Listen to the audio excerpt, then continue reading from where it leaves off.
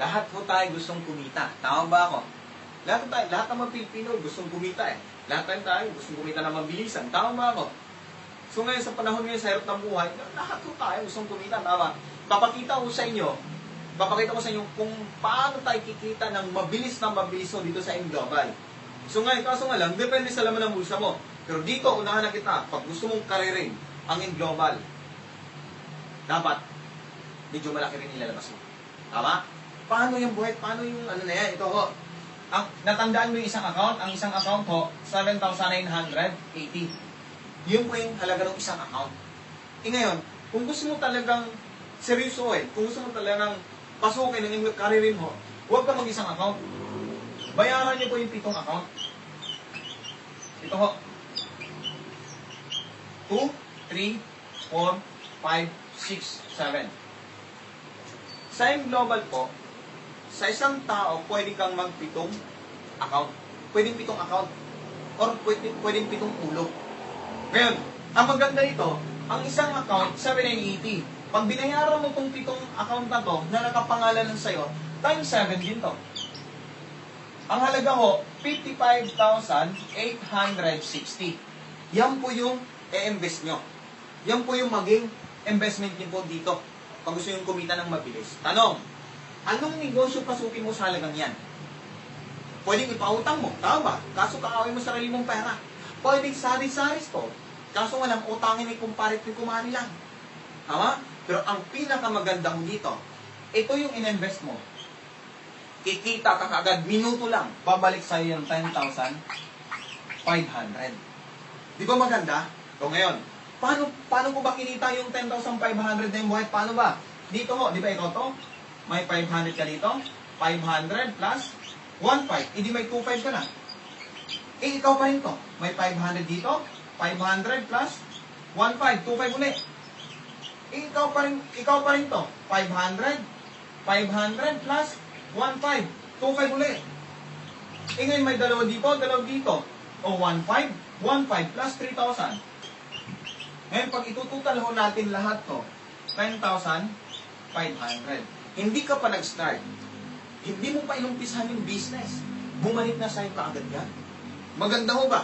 Yes, maganda. Ngayon, ilagay mo sa bangko to. Tutubo ba ganito kalaki? Sa loob ng isang taon? Hindi ho. Tama? Pero ang kagandahan dito, nilabas mo ngayon, ngayon din babalik agad yung 10,500. Di ba maganda? Yes, maganda. Ito pa ho. Ang isang account, di ba, may product na halagang 6,700. Ito binayaran niyo po, di pitong 6,700 din. Yes.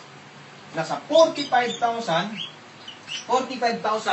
na worth of product bumalik sa'yo. Unahan ko na ho kayo, sabi ko nga kanina, huwag na huwag mong ibenta yung product. Ipaggamit mo sa pamilya mo. Kasi para sa akin ho, mahalaga yung kalusugan ng pamilya ko. Kaya hindi ko binenta din yan. Ginamit ko ho. Tama? Yan pinaka-importante ho. Sa panahon ngayon, grabe, habang sumasarap yung kinakain natin, umiiksi naman yung buhay natin. Tama ba ako? Oo. Kaya gamitin natin yung supplement. Yung supplement na nakakatulong sa katawan natin. Tama? Ngayon, dito halos bawi na, dalawa pa lang, bawi na. Ngayon, ang isang account, may isang scholar. Ito binayaran mo. 7 scholar din po. 7 scholar. 7 rin po pwede mong paaralin. Tanuhin ko po kayo. Kaya mo bang magpaaral ng 7 bata dahil sa perang to? Hindi ho. Hindi mo kaya magpa-graduate ng 7 bata dahil sa perang to. Pero dahil sa perang to, lahat ng to, nasa iyo na. Maganda mo ba? Yes. Ngayon, mayroon ka pang 7 free medical check-up. Plus, mayroon ka pang 200,000 accident insurance. Ngayon, dito sa 200,000, karamihan sa yung tanong ng iba, ito binayaran ko, dapat itong 200 din. Hindi ho. Hindi naman tayo malapusa. Hindi malapusa yung buhay natin, isa na buhay natin. Tama? Kasi ito, nakapangalan lang sa isang tao. Ulitin ko, nakapangalan lang sa isang tao to, kaya isang 200 lang. Malinaw. Okay.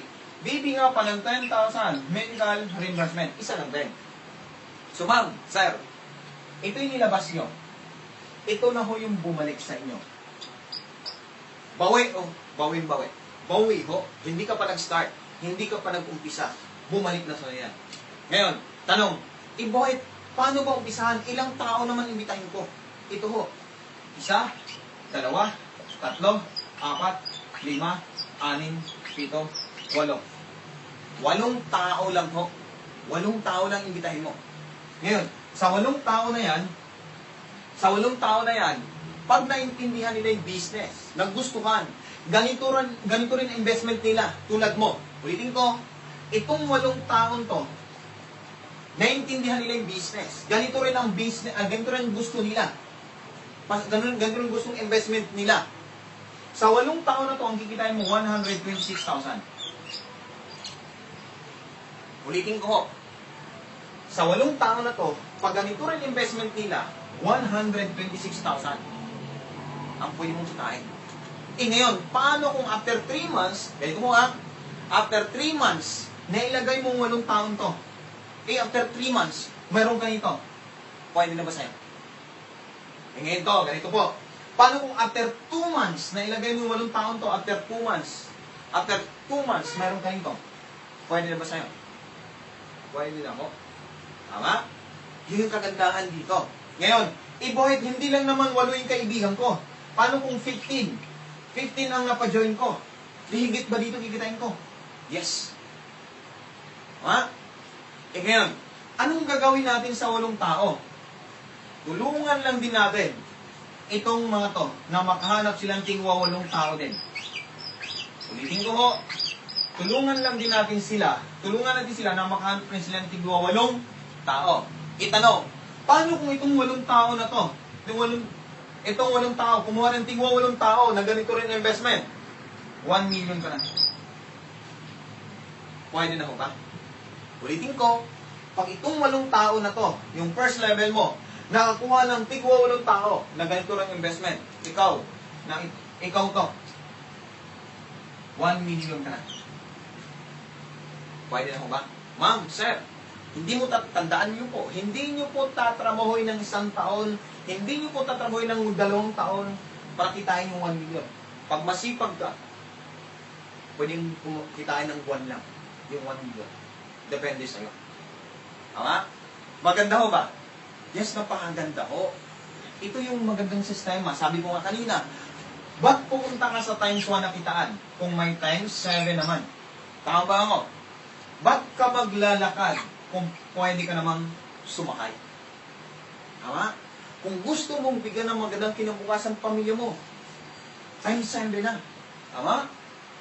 Tama ba ako? Totoo. Kasi ito, papasukin mo na nga lang ang global, kalirin mo na. Mag times 7 ka na. Tama? Totoo.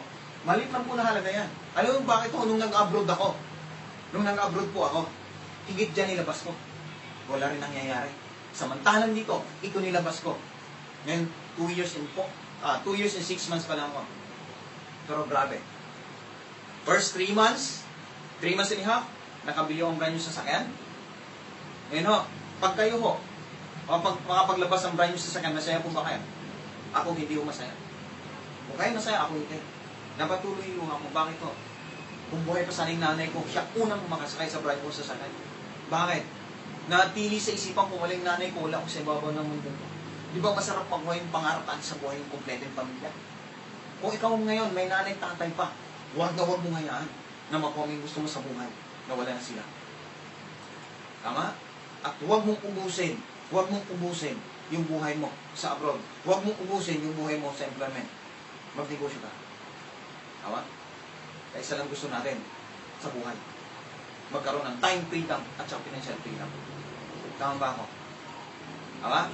Ngayon, after 2 years, yung pinakapangarap kong Montero Sports, sakay ko na ngayon. Tama?